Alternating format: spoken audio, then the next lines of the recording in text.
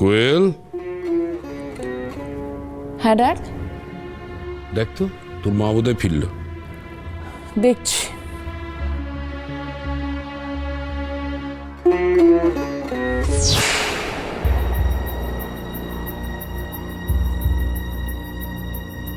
আপনারা? হ্যাঁ, তোমার বাবার সঙ্গে একটু কথা ছিল। উনি আছেন? কে? নমস্কার, আপনার সঙ্গে একটু কথা ছিল। আসুন, বস।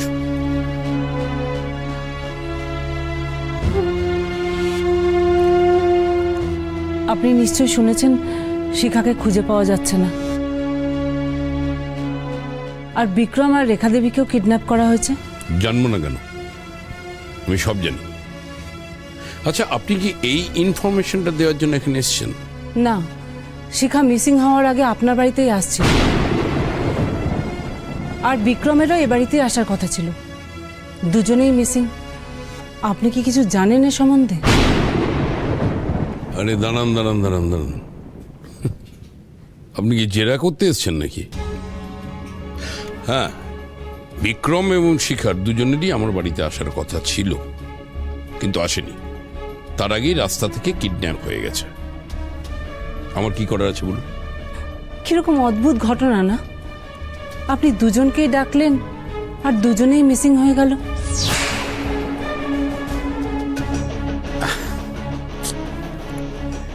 ঠিক আছে, আমি আপনাকে বুঝিয়ে বলছি। ধরুন, আমি ভোলাকে নেমন্তন্ন করলাম। ভোলা আমার বাড়িতে আসার বদলে কলকাতা থেকে দার্জিলিং চলে গেল হাওয়া খেতে। তারপর দার্জিলিংয়ে গিয়ে সেখানে টুক করে একটা খাদে পড়ে গেল। তাহলে পুলিশ এসে কি আমায় ধরবে যে আমি ভোলাকে খাদে ফেলে দিয়েছি?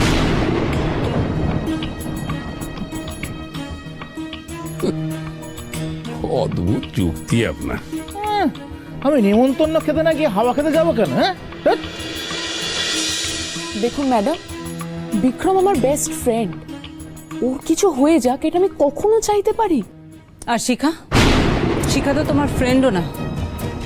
ওর ক্ষেত্রে তুমি কি কি করতে পারো সেটা কিন্তু আমার খুব ভালো করে জানা আছে। তুমি তো এই শহরে অনেক দিন আছো, সব চেনো জানো। তুমি আমাকে বিকি বাবুকে খুঁজতে সাহায্য করবে না বলো? হ্যাঁ করব। তোমার ফোন নাম্বারটা দাও। আমার তো ফোন নেই। ও, তাহলে বাড়ির ঠিকানাটা একটা কাগজে লিখে দাও, আমি যোগাযোগ করে নেব।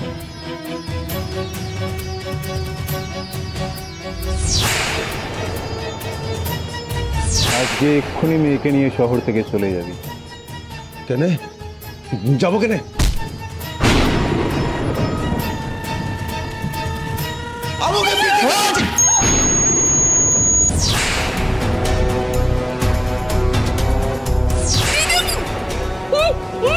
চুপ চুপ একদম চুপ। আগে ভেবেছিলাম তোর বাবাকে শেষ করব, না এখন দেখছি আগে তোকে মারতে হবে। আগে তোকে শেষ করব, তারপর তোর বাবাকে।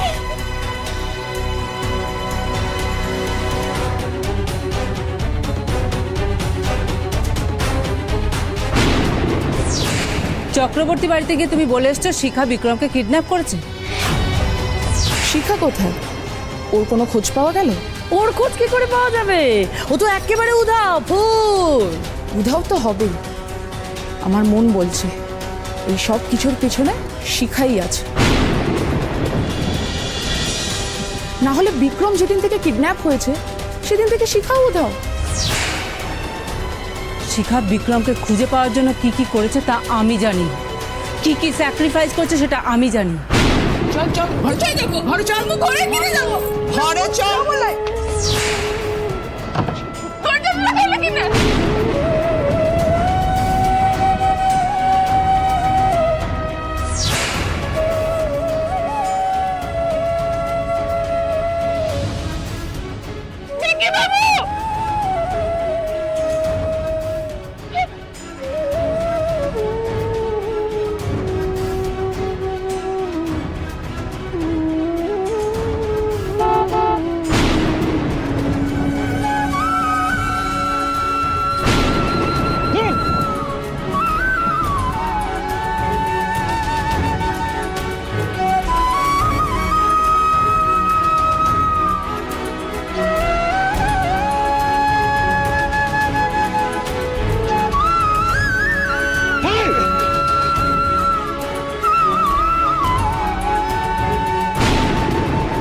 ভুলে যে জানো না তা নয়, তাই ভুলেও শিখার দিকে আঙুল তুলবে না কোন, বুঝেছো? এই যে শুনুন, অনেকক্ষণ ধরে আপনারা বকর বকর করে যাচ্ছেন, এবার কিন্তু লিমিট ক্রস হয়ে যাচ্ছে। শিখার সেফটির জন্য আমি যে কোনো লিমিট ক্রস করতে পারি প্রবল বাবু, আমাকে ধমকে চমকে কোনো লাভ হবে না। আমি শুধু আপনাকে ওয়ার্নিং দিতে এসেছি, শিখার যদি কোনো ক্ষতি হয় আর তার পেছনে যদি আপনাদের কোনো রকম হাত থাকে, তাহলে কিন্তু আমার থেকে খারাপ আর কেউ হবে না। আর আমিও আপনাকে ওয়ার্নিং দিচ্ছি, শিক্ষা বা অন্য কোনো ব্যাপারে যদি আপনি আমার মেয়েকে টানার চেষ্টা করেন, তাহলে আমার থেকে খারাপ আর কেউ হবে না। আপনি বোধহয় ভুলে যাচ্ছেন, আমি সরকারি আমলা, আপনার থেকে আমার ক্ষমতা অনেক অনেক বেশি। আপনি অনেক ক্ষমতাবান আমি জানি, কিন্তু সাধারণ মানুষের ক্ষমতাকে আপনি এখনো বুঝে উঠতে পারেননি প্রবল বাবু। একটু মনে করে দেখুন না, মলের বাইরে সাধারণ মানুষ আপনার কি করেছিল। আমি কিন্তু সবটা শুনেছি। কি হয়েছে? দেখো না, বাজেভাবে আমার গায়ে হাত দিয়ে উল্টেই আমাকে কি শাটা হয়েছে? বলছে। কি হয়েছে? কি হয়েছে?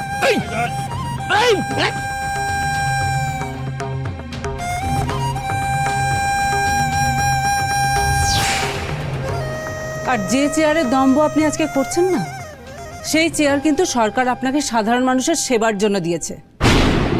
তার অপব্যবহার করলে সেই চেয়ার কিন্তু আপনার থাকবে না প্রবল বাবু। হ্যাঁ, এমনি পাবলিক একবার পিটি ফ্ল্যাট করে দিয়েছিল, এবার কিছু করলে না। এই, তুই চুপ কর। এই যে আপনি যাবেন না, ঘাড় ধাক্কা দিয়ে এখান থেকে বের করে দেবো, যেরকম করে রেখা চক্রবর্তী ফ্যামিলি থেকে আপনাকে ঘাড় ধাক্কা দিয়ে বের করে দিয়েছে। এই যে শুনুন, ম্যাডামের গায়ে হাত দিয়ে দেখান না। আমার নাম ভোলা হতে পারে, 2-5টা লোককে না এমনি ঘোল খেয়ে ছেড়ে দেবো। Enough is enough. সিকিউরিটি, থাক, কাউকে ডাকতে হবে না, আমরা এমনিই চলে যাব। শুধু যাওয়ার আগে একটাই কথা বলে যাব, শিখার কোনো ক্ষতি ভুল করেও করার চেষ্টা করবেন না। বিক্রমের জীবনে শুধুমাত্র শিখা থাকবে, শিখার জায়গা কেউ নিতে পারবে না। চলো ভোলা। চলুন ম্যাডাম।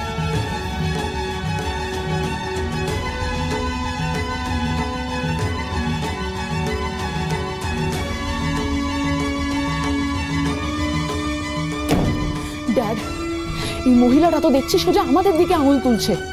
এ যদি কোনোভাবে জেনে যায় যে শিবাকে আমরাই ডেকে এনেছি, জানার কোনো উপায় নেই, যদি না শিবা মুখ খোলে। তাহলে শিবা আর শিখাকে খুব তাড়াতাড়ি এই শহর থেকে সরিয়ে দিতে হবে। আমি কোনো চান্স নেব না। কিন্তু শিবা যদি আমাদের কথা না শুনে? তাহলে এই পৃথিবী থেকে ওকে সরে যেতে হবে।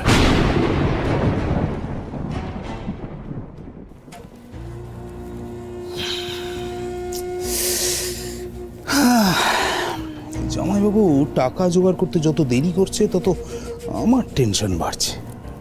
আর এই সুকুমারটা হচ্ছে যত নষ্টের গোড়া। দাদা, কোনো টাকা দেবেন না কেন রে? তোর কি, তোর নিজের টাকা? তোর তো কোনো চিন্তা নেই, না বাচ্চা কাচ্চা আছে, না কোনো ভবিষ্যতের চিন্তা আছে। বাড়িতে বসে বসে অফিসের লাভ্যাংশের একটা টাকা পেয়ে যাস। হ্যাঁ, অফিসে তোর কাজ তো ছেড়েই, তুই তো আর আমার মতো নোস। বউয়ের বায়ানাক্কা সামলাও, ছেলের হাত খরচের টাকা জোগাড় করো, আবার আবার মেয়ের বিয়ের জন্য টাকা জমা। আরে বাবা, একটা লোক, তার অনেক আছে, সেখান থেকে একটু তুলে নিলে দোষের কিছু নেই, কিন্তু সেটা আর কিছুতেই হচ্ছে না। মানছি একটা বড় দাও মারতে গেলে কিছু খরচপাতি হয়, কিন্তু সেই দাওটা মারার জন্য যাদেরকে পুষছি তাদের পোষার জন্য গাদাগুচ্ছের টাকা বেরিয়ে যাচ্ছে। কোত্থেকে যে সে টাকা জোগাড় করবো কে জানে। ভাগ্নির রক্তমাখা জামা দেখে জামাইবাবু একটু ভরকেছে। এবার যদি জামাইবাবুকে আরো একটু ভয় দেখাই তাহলেই হবে। জামাইবাবু যত ভয় পাবে তত তাড়াতাড়ি টাকা জোগাড় করবে। আর একবার যদি আমার হাতে টাকা এসে যায় তাহলে আর আমায় কে পায়? হরে কৃষ্ণ। দেখো, আমি যেটা বলছি সেটা একবার ভেবে দেখো, এতে ভালোই হবে। সে তো বুঝতে পারছি, কিন্তু কিন্তু কি? না মানে কোন যুক্তিতে কোয়েল চক্রবর্তী বাড়িতে গিয়ে থাকবে সেটাই তো বুঝতে পারছি না আমি। তোমরা তো সিরিয়াস ভাবে কি আলোচনা করছো? কোয়েল, দেখ তোর মা একটা ভালো আইডিয়া দিয়েছে। তুই এই বাড়ি ছেড়ে চক্রবর্তী বাড়িতে গিয়ে উঠবি, তাতে আমার দুটো লাভ আছে। প্রথম লাভ হচ্ছে যে ওই বাড়ির থেকে আমাকে খবর সংগ্রহের জন্য আর কারোর জন্য ওয়েট করতে হবে না, তুই খবরগুলো আমায় দিতে পারবি। আর নাম্বার 2 হচ্ছে, যদি ওই বাড়িতে আমার এগেনস্টে কিছু হয় তাহলে তুই ওখানে আছিস, পুরোটা তুই সামনে নিতে পারবি। আইডিয়াটা ভালো ড্যাড, বাট একটা প্রবলেম আছে। কি প্রবলেম? ড্যাড, এখন কিন্তু আন্টি নেই। ওই বাড়িতে যে আমার সব থেকে বড় সাপোর্ট সিস্টেম, সে কিন্তু নেই। তাই এখন আমি ওই বাড়িতে কার ভরসায় থাকবো? আন্টি নেই তো কি আছে, আঙ্কেল তো আছে। তুই এমন কিছু একটা করবি যাতে সুদর্শন ওই বাড়িতে তোকে অ্যালাউ করে। আচ্ছা, সুদর্শন তো তোকে বলেছিল আমার কাছ থেকে বিক্রমের মুক্তিপণের টাকা চাইতে। হ্যাঁ ড্যাড, আমি তো তোমাকে বললাম। তুই ওখানে গিয়ে বলবি যে তুই আমার কাছ থেকে ওই মুক্তিপণের টাকা চেয়েছিলি, আমি স্ট্রেট না করে দিয়েছি। আর যেহেতু বিক্রম তোর বেস্ট ফ্রেন্ড, সেটা তুই মানতে পারিসনি, আমার সঙ্গে প্রচন্ড ঝগড়া হয়েছে, তাই তুই বাড়ি ছেড়ে চক্রবর্তী বাড়িতে গিয়ে উঠেছিস। বাট ড্যাড, তাতে আঙ্কেল তো তোমাকে ছোট ভাববে যে তুমি বিক্রমকে ছাড়ানোর টাকাটা দিলে না। আর তোমার রাগটা আমার উপর এসে পড়বে না তো? সে প্রশ্নের উত্তর আমার জানা আছে। তুই ওখানে গিয়ে বলবি যে আমি যখন ড্যাডের কাছে টাকা চেয়েছিলাম তখন ড্যাড পরিষ্কার বলেছে যে বন্ধুর ছেলের জন্য অত টাকা দিতে পারবে না। বিক্রম যদি জামাই হতো তাহলে বাবা টাকা দিত। শুধু টাকা কেন, হয়তো অনেকটা সম্পত্তিও লিখে দিতে পারত, কিন্তু খালি বিক্রমকে তো অত টাকা দেয়া যাবে না। আর এটা শুনেই তোর মাথা গরম হয়ে যায়, যেহেতু তোর বিক্রম বেস্ট ফ্রেন্ড, সেহেতু তুই আমার সাথে ঝগড়া করিস এবং ঝগড়া করে ওখানে চলে গেছিস। তবে সেটা মাত্র কয়েকটা দিনের জন্য। এরপরে তুই একটা ভালো ফ্ল্যাট দেখে ওখান থেকে চলে যাবি। এটা বললে ওই বাড়িতে আমি থাকতে দেবে? ধন্যবাদ দেবে। তার কারণ হচ্ছে এখান থেকে যাওয়ার সময় আমি তোকে ক্যাশ 10 লাখ টাকা দেব, সেটা তুই সুদর্শনকে অফার করবি। তো দেখ না কি হয়। ঠিক আছে ড্যাড, আমি আর দেরি করব না। আমি তাহলে আমার সুটকেসটা প্যাক করে নিই। রেডি।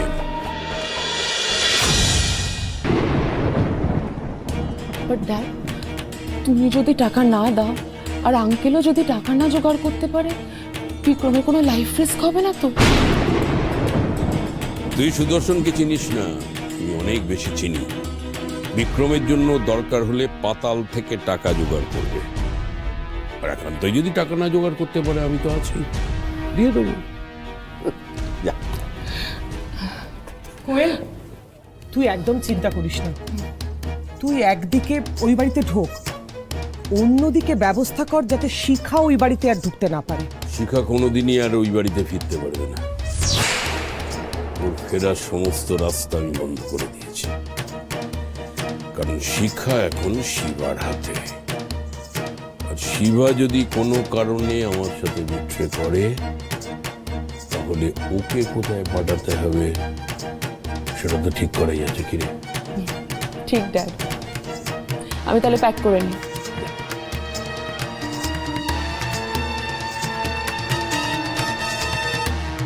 সোনালি, থ্যাংক ইউ, দারুণ আইডিয়া দিয়েছ। কোয়েল একবার চক্রবর্তী বাড়িতে ঢুকুক, তারপরে দেখো আমি কি কি খেলা খেলি।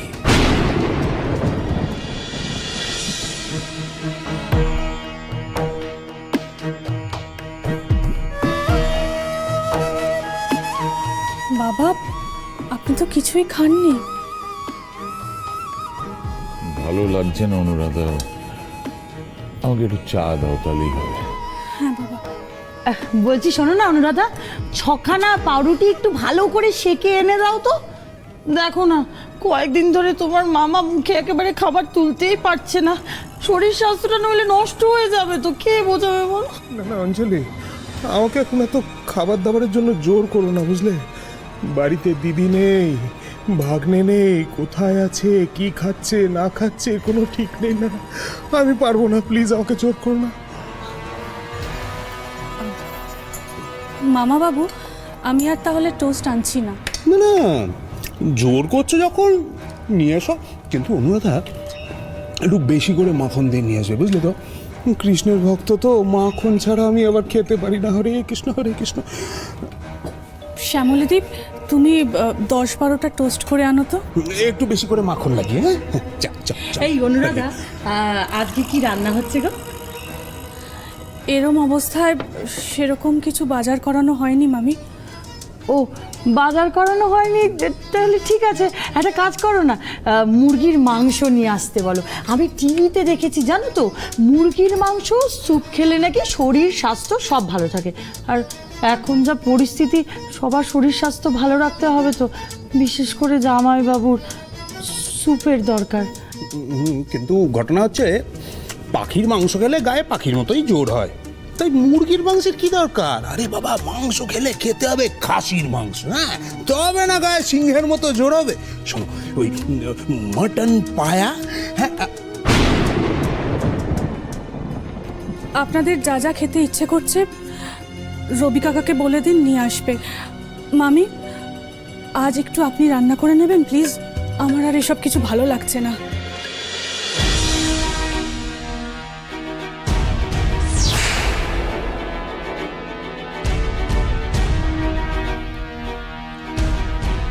ওমা, কোয়েল তুমি?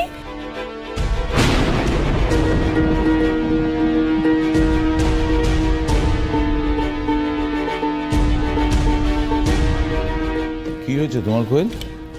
আমি বাড়ি ছেড়ে চলে এসেছি আঙ্কেল। বাড়ি ছেড়ে চলে এসছো কেন? তুমি বলেছিলে না ড্যাডের সাথে টাকার ব্যাপারে কথা বলতে, ড্যাড না বলে দিয়েছে। কি?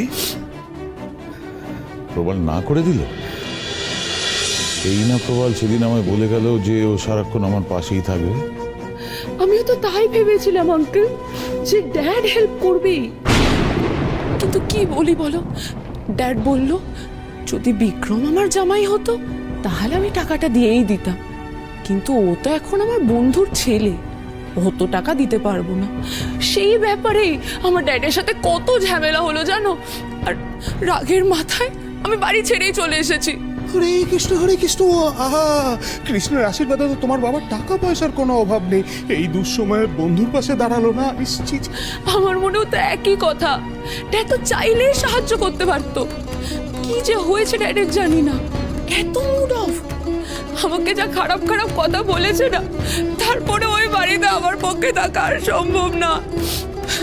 যাই হোক না কেন কোয়েল, এভাবে বাড়ি ছেড়ে চলে আসা তোমার ঠিক হয়নি। বাবা, আপনি কি একবার প্রবাল আঙ্কেলকে ফোন করে কথা বলবেন? ঠিক ঠিক ঠিক ঠিক ঠিক, অনুরাধা এটা কিন্তু একদম ঠিক বলেছে। জামাইবাবু, আপনি বরং নিজে প্রবাল বাবুকে একটা ফোন করুন। আসলে মেয়ের হাত দিয়ে টাকা চেয়ে পাঠিয়েছেন তো, ওই জন্য হয়তো রাগ করেছেন। আপনি বললে দিয়ে দেবে। হ্যাঁ, তুমি একদম ঠিক কথা বলেছো জামাইবাবু, টাকার কথাটা না আপনি বলুন, তাহলে আপনাকে আর বারণ করতে পারবেন না উনি। হ্যাঁ না, এত কিছু হওয়ার পর প্রবালকে আর টাকার জন্য ফোন করা আমার পক্ষে সম্ভব নয়। আমার টাকার দরকার তো, সেটা আমি নিজেই জোগাড় করে নেব, যে করেই হোক। ঠিক ঠিক ঠিক ঠিক ঠিক জামাইবাবু, এটা কিন্তু আপনি একদম ঠিক বলেছেন। যেভাবে হোক টাকাটা জোগাড় করাটা আসল উদ্দেশ্য। মানে বিকিকে বাড়িতে ফিরিয়ে আনতে হবে, তাই না? আমার কাছে 10 লাখ টাকা মতো জমানো আছে, দরকারে আমি সেটা দিয়ে দেবো। 10 লাখ টাকা মোটে, ও দিয়ে কি হবে? না, মানছি বিন্দু বিন্দুতে সিন্ধু। দেখুন জামাইবাবু, আমার কাছে যদি টাকা থাকতো না, আমি এক্ষুনি সব দিয়ে দিতাম। যেভাবে হোক দিদিকে আর বিকিকে ফেরত নিয়ে আসাটা তো উদ্দেশ্য আমাদের, তাই না? কিন্তু আমার কাছে আর টাকা নেই। না কোয়েল, তোমাকে আর কিচ্ছু করতে হবে না। তুমি যে মুখে বলেছো এটাই যথেষ্ট। আমার ছেলে আর আমার বউ তো, আমি ঠিক জোগাড় করে নেব। আমি কিন্তু এখনো বলছি যে টাকাটা দিলে তোমরা ভুল করবে।